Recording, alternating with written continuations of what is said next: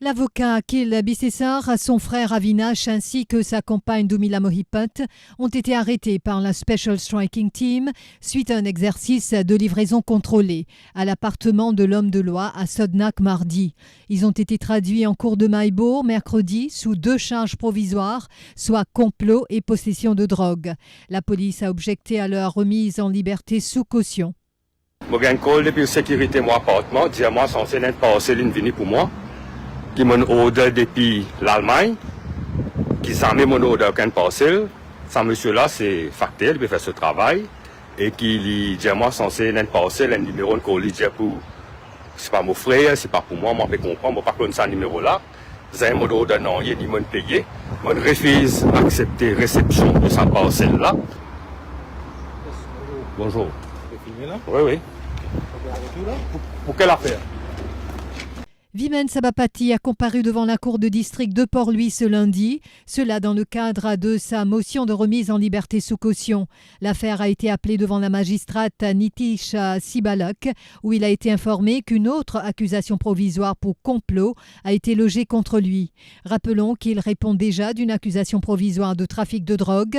À l'appel de l'affaire, l'avocat de Vimen Sabapati, maître Siddharth Hawaldar, a demandé à la cour de mettre en suspens la dite motion en attendant une décision de la Cour suprême concernant l'unité de police qui sera chargée de l'enquête.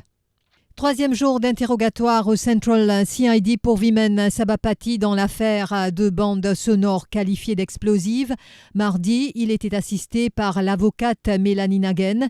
Elle explique que les enquêteurs de la Central CID ont consigné la version de Vimen Sabapati sur les contenus de la clé USB en question. Elle affirme aussi que plusieurs voix sur les enregistrements ont déjà été identifiées.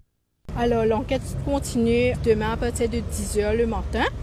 Lynn déjà commence à déballer un peu tout les affaires qu'il y a dans son sac, comment on dit, il donne un pendrive et il peut expliquer comment Lynn a contact avec Manali, le PC Manali.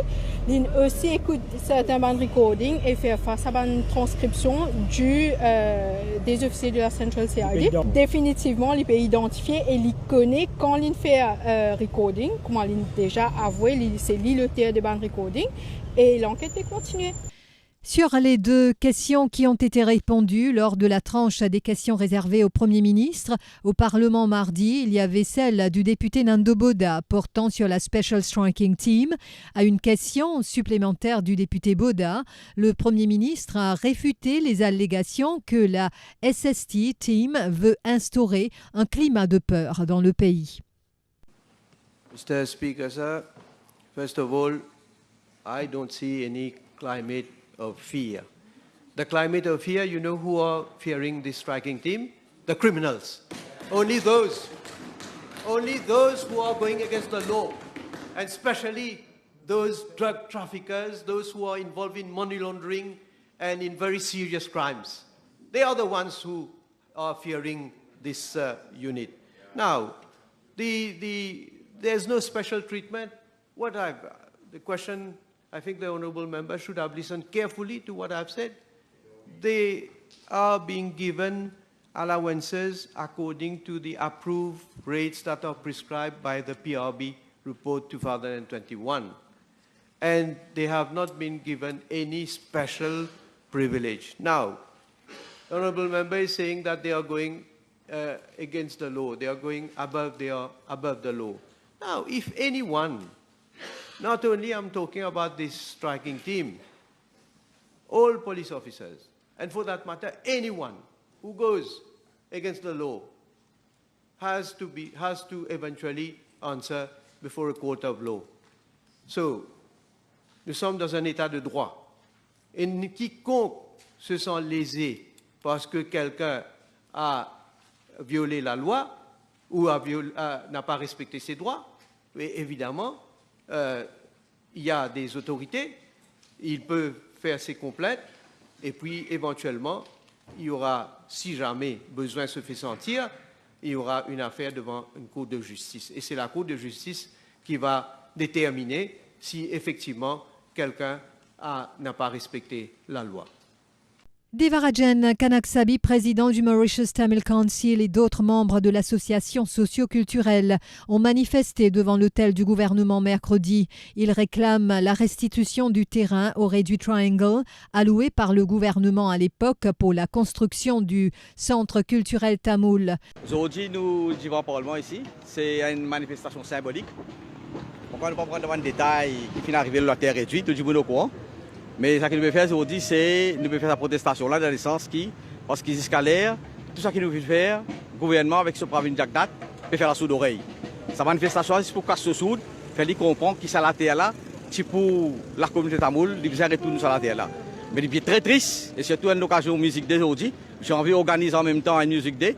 Non, un côté Music Day, mais ce qui est plus important pour nous, c'est retourner sur la terre. Ça a été centre culturel là, il est important pour nous dans le sens qui c'est, les trouver dans une culture hub, les trouver dans une education hub, les connecter avec les savoirs. Mais nous ne pas pour céder du tout, comme nous venons de dire, nous ne pas d'accord pour prendre la terre, pour faire business, pour donner un camarade, ça nous pas d'accord du tout. Nous parlons de l'avant, nous pouvons continuer. Et surtout, nous avons une série de travail que nous devons faire à travers Maurice, nous avons une série de campagnes de sensibilisation, nous avons un meeting, nous avons un rayon, là nous faisons une action des rues. Nous commençons aujourd'hui avec une action des rues, et plus tard, la semaine prochaine, pour une encore manifestation qui peut venir. Et là, ce qui est plus intéressant, parce que c'est tout seul qui peut animer une rayon, et aussi dans l'organisation qui peut animer une région à travers l'île. Le professeur Rajan Narsinghen a expliqué que si le terrain n'est pas restitué, quelques membres du Mauritius Tamil Council vont entamer une grève de la faim. Il a aussi ajouté que d'autres actions de protestation sont envisagées. Tout le monde peut rallier, parce qu'il n'est pas possible. Si aujourd'hui arrive ça à l'IMCA, si aujourd'hui arrive ça à ce qu'on appelle le Mauritius Tamil Cultural Center, Trust, dis-moi qu'il n'y a pas ça n'importe qui du monde. Il faut que du monde stand-up, il ne faut pas gagner paix dans le pays là.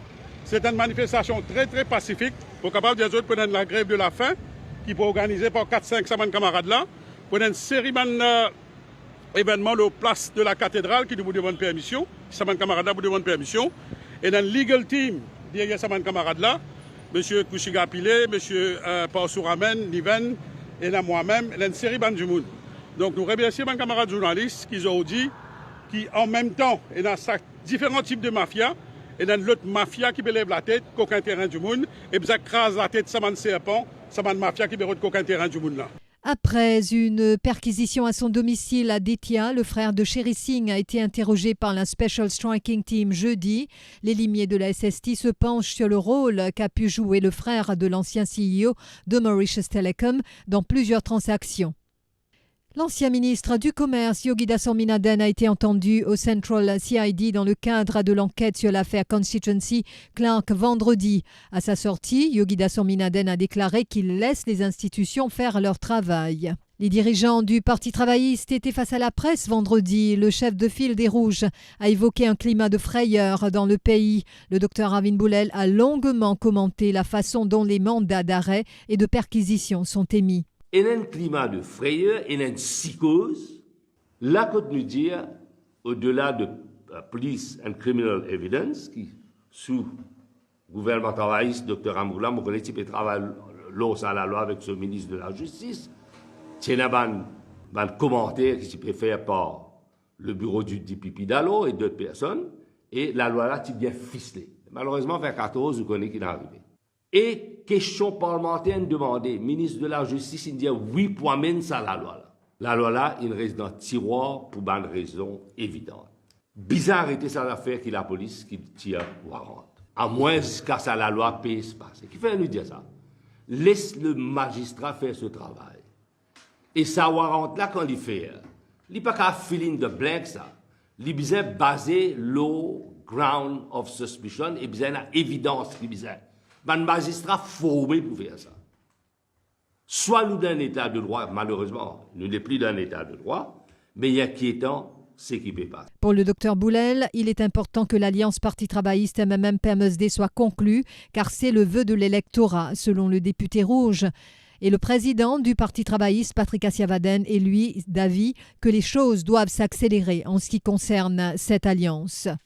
Après 3 jours passés en détention policière, Pedar Singh Ganesh a obtenu la libération mercredi contre une caution de 11 000 roupies. Cet habitant de Sodnak était au volant de la voiture qui a percuté ce Binod Bacha samedi à 4 bornes. L'ancien haut fonctionnaire n'a pas survécu à ses blessures.